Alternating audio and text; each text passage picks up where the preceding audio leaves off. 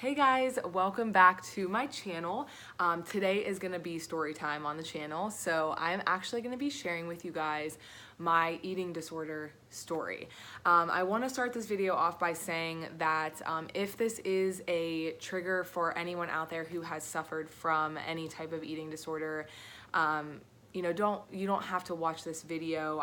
I want this to be an informative video, and I want this to be kind of a look into who I am, and I feel like transparency is the biggest thing that you can do to reach people. So I want to share my story, but I by no means want this to be a trigger to people and bring up old feelings for anyone who has gone through something like this or who is still going through something like this. So I just wanted to put that little disclaimer out there before I started. But this has always been something that I've been afraid to talk about, right? Like it's something that we kind of, if anyone's ever been through something like this, you hide behind because you don't know how people are going to feel about it. You don't know how people are going to, if they're going to judge you or they're going to look at you a different way, or if they're going to feel bad for you. And you kind of just want to stay in your own little bubble with, an eating disorder if you've had one. So basically, I'll start by saying that, and I'm very open about talking about this now. Obviously, I'm putting it on my channel. I actually first talked about it on my blog, which I will put a link below to my blog, but it is called Hello Beautiful, and my story is written out there as well. So you can go check it out there, after this video if you haven't yet. But basically, I want to start out by saying that, talking about what type of eating disorder I did suffer from, and that was bulimia. So for anyone that doesn't really know what that is, it's basically the act of eating and then getting rid of the food or purging, or, doing away with the food in any way that, you may feel comfortable. So yeah, I basically want to say that I started with this behavior when I was probably a junior in high school. I was very active growing up. I'm still very active. When I was growing up, my parents put us in all different types of sports. So I wasn't, I was very active, and I was always moving, and soccer was my main sport. So looking back now, I don't know what really triggered me to get into, this type of behavior. But anyways, I started my junior year, and I was just struggling with it. And I would, I got to the point where I would, every meal I would eat, I would then want to get rid of as soon as possible. And I really didn't, I struggled with even admitting it to myself because I really didn't think that it was a problem. And I think it's one of those things where you are doing something and you almost get wrapped up in it, where it becomes like a norm for you, that you don't even realize that it's a problem. And I think that that's where I got to in my journey with bulimia, is I didn't even realize, or I couldn't even admit to myself that it was a problem. I'll say that even when I was starting to admit it to myself, even in the moments in my head when I was like, what are you doing? This is not right. This is not what you should be doing. I got rid of that thought right away, and I didn't want to think that. I wanted to think, no, it's not a big deal. This is normal. Nothing's wrong. Like, I'm fine. And I think that's how you want to feel about yourself whenever you go through something like this, is that you're fine and you don't want to admit it to yourself.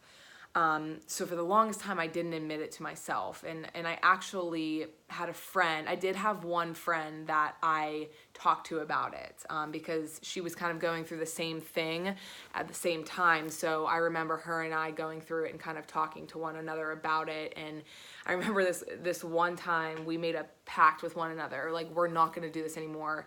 We're both beautiful women, and size does not matter. Like, what you look like on the outside does not matter.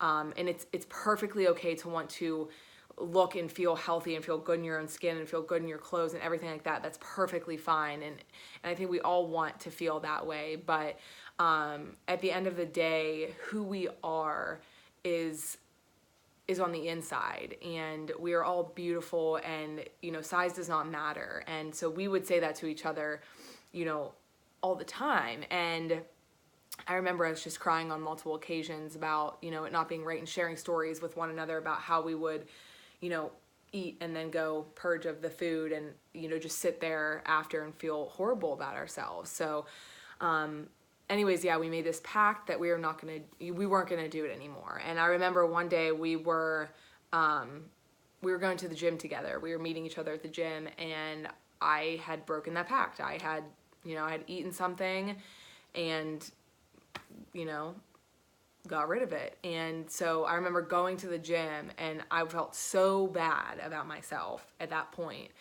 And I was like, and I also felt bad, like we made this pact and we're trying to go through this together.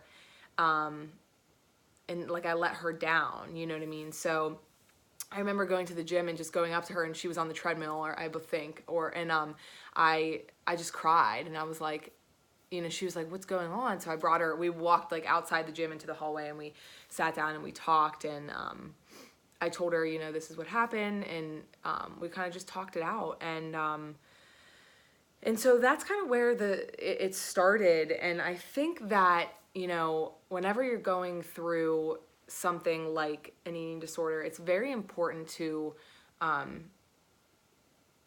you know that you're not, like, nobody's perfect. You know, you're gonna make mistakes in your recovery process, and I know that I've made a lot of mistakes in my recovery process. I know that I've tried a million different things in terms of recovery, and I've made strides, and then I've fallen, and then I've picked myself back up, and I've fallen again. But I would say that probably my turning point for my eating disorder, and when I really admitted it to myself, was when I was in college. And when I was in college, I really wasn't like into going out and partying and going to frat parties and doing all this stuff. I was very much into health and fitness and feeling good, and I can't put on the freshman 15. And so I really almost have, you know, a regret in the back of my mind of, I feel like I missed out on some things in college because I was too afraid to, you know, am I going to gain weight? You know, what's going to happen? Like, am I going to slip even further into bulimia? Because there would be times when I was good with it. And, you know, throughout my journey, it's been a long journey. And I would say when I was in my junior year of high school, I was like 17 years old when it started. And I mean, it's a recovery process for the rest of your life. But I would say that when I hit about 26 really is the time when I was like, okay, I'm not, you know, no more. I'm really going to focus on recovery. And I can't sit here and say that I've never slipped up before. I have, and I think that it's going to be an ongoing battle with me for the rest of my life. But there is a time, I think, when you can overcome it and be stronger than it. And yes, you may wake up some days and think about, you know, food and what you're putting into your body and everything, but there will come a day when you do feel free from you know, food, and you feel like you can have a good relationship with food. But yeah, I think in college is when I remember another friend I had, I just said to her one day, I was like, I have an eating disorder. And she was like, I know. And I was like, how do you know? Like, I've never told you. I don't eat and purge in front of you. And she was like, I just know. And I was like, okay. And so that was like my first, like, admitting it to someone, and really admitting it to myself. Like, you have this bad behavior that you're doing, and, you know, you need help. And that's something that I really do want to stress, is that, you know, you don't have to go through anything alone. And something that I learned going through the process is that your people, your friends, your family that truly, truly, truly love you are there for you no matter what. And they're there for you through your highs, and they're definitely there for you during your lows. And so what I realize is that, you know, I wish that I would have reached out and told my family and told my friends this long before I did. And I just didn't, because I was afraid. So this was the day that I really feel like I admitted to myself, like, okay, this isn't bad, and we have to make a change. So from that point, I actually opened up to my mom about it, and my mom and I are very, very close. I can talk to my mom about everything and anything, and so I opened up to my mom about it, and I started talking to her about it, and again, like it would come and go, and I would have periods where I was really great, and I wouldn't have an episode for months at a time, and then it would come back again.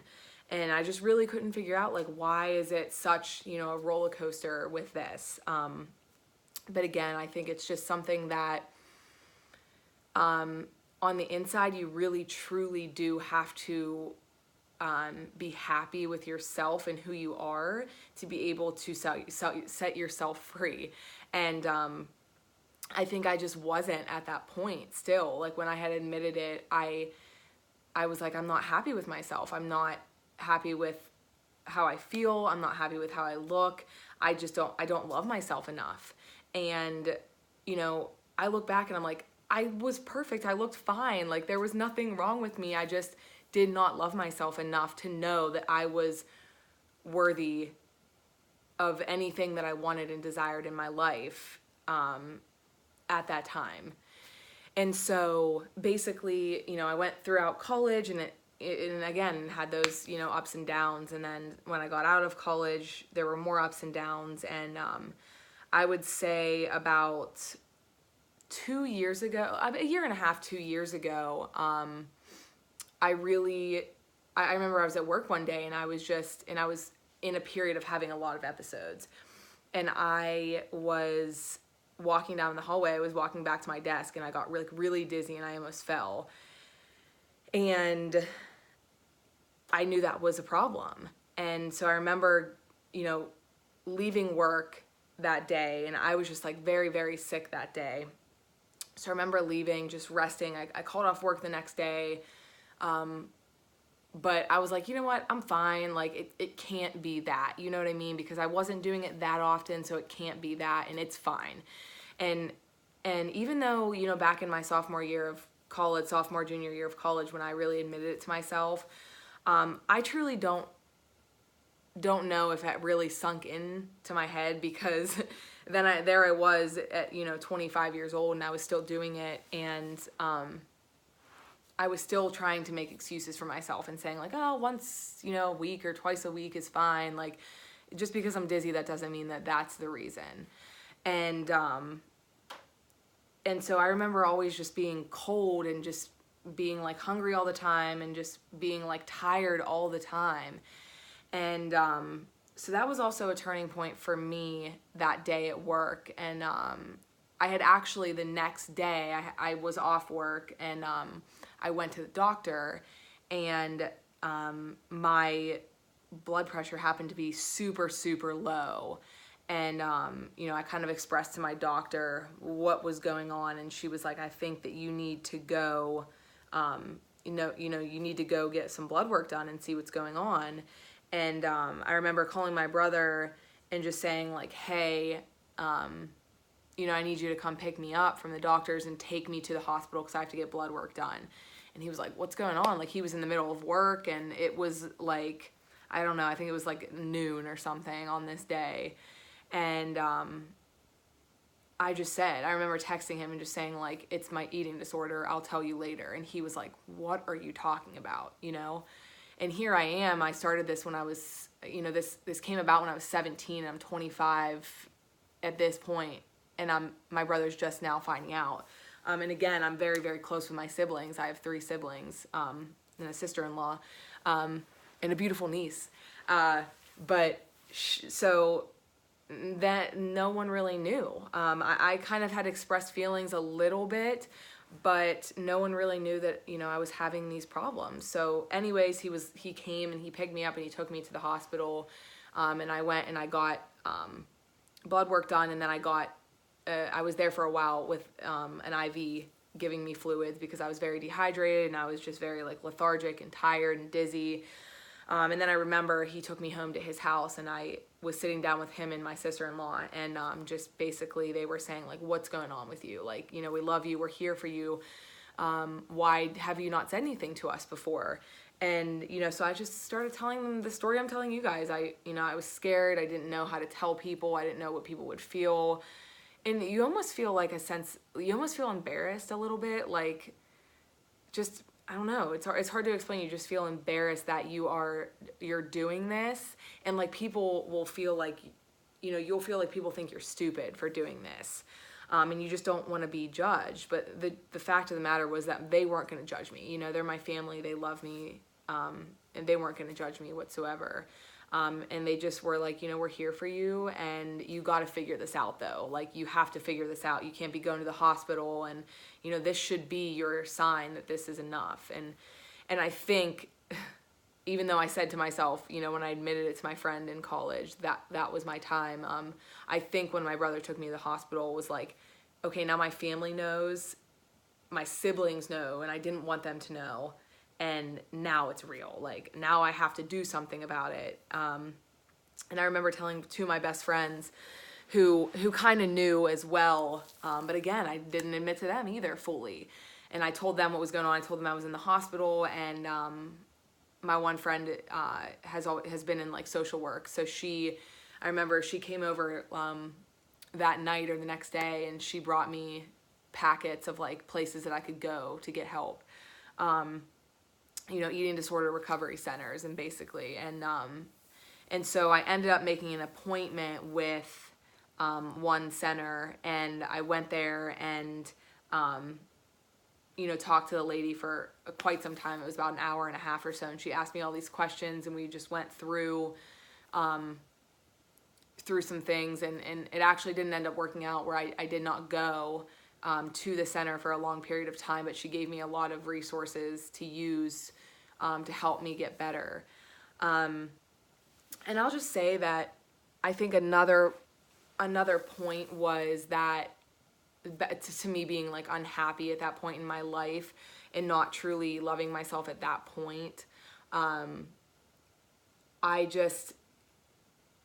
nothing I did to help my eating disorder mattered if I didn't love myself. And I realized that one night when I was talking to my mom, and she was, you know, we were both crying, and she was like, I just want you to be happy. Whatever you need to do, I just need you to be happy. And she said, you know, I don't know what, she said, I don't know what I did. Did I do something? Did I make you feel a certain way, you know, when you were younger, that made you feel like you weren't enough? And no. I mean, you know, I told her no. Like, my parents are wonderful, that they gave me a wonderful life.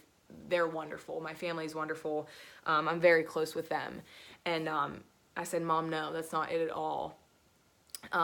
It's my own thing. It has been my own insecurity and my own, you know, unhappiness in me this whole time. It's nothing that you did. And again, really seeing my mom like break down like that, thinking it was her fault, was hard for me. So we had multiple conversations about things that I could do to like find my happiness again, whether it be like making time for myself, or I remember that I was really like working out has always been something that has made me feel very good about myself and keep me calm. And I remember I had fallen out of my gym routine. I was just like, I couldn't motivate myself to go to the gym anymore. And she was like, well, let's try other avenues, like started a new gym, go to a new location, you know, buy yourself some new shoes, like something to motivate yourself to get you back, and start taking time for yourself and doing things that you love.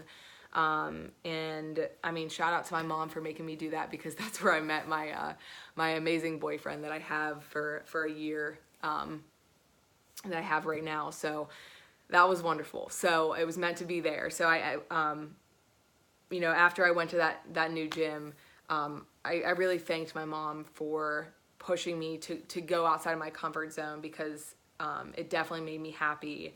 And I met new friends. I met my boyfriend, and, you know, great things came from me going outside of my comfort zone and going to a new gym. And so I would just say that now where I am in my recovery process is I feel better. You know, I'm going through this health and life coaching journey, and it's not just for me to reach out to clients. It's for me to fully love myself and make time for myself, and you know, be with myself as well. And you know, it has helped me immensely to heal myself and forgive myself, because truly I was doing the best that I could at the time, you know.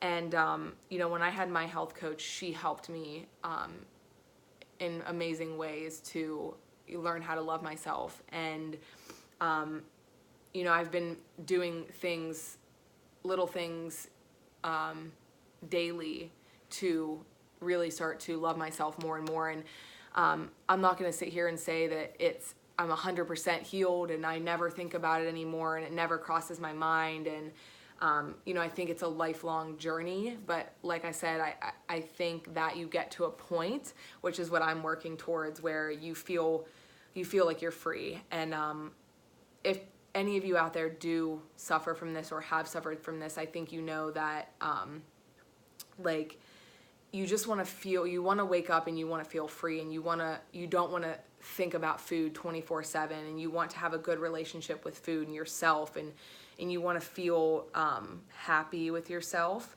And you don't want to wake up every day thinking, what am I putting in my body today? Is this good for me? How many calories does this have in it?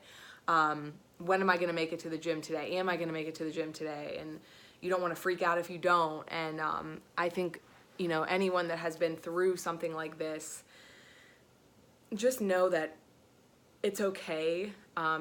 It's okay to share how you're feeling with other people, because the people that love you are going to be there for you. And you know, don't wait to share it with them, because they're ready to help you in any way that they can. And I would love to help you.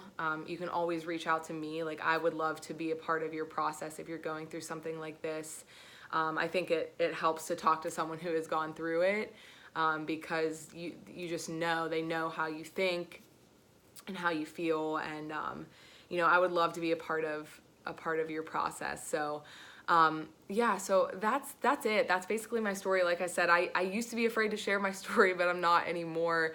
I think even for me, putting it out in the open helps me be more accountable for myself, and, you know, want to love myself and accept myself even more than I've been working towards. So, so that is it for this video. Thank you guys so much for watching. I really appreciate it. I know this wasn't like a super upbeat video, but nevertheless, I really appreciate you guys watching, and I'll see you next time. Thanks.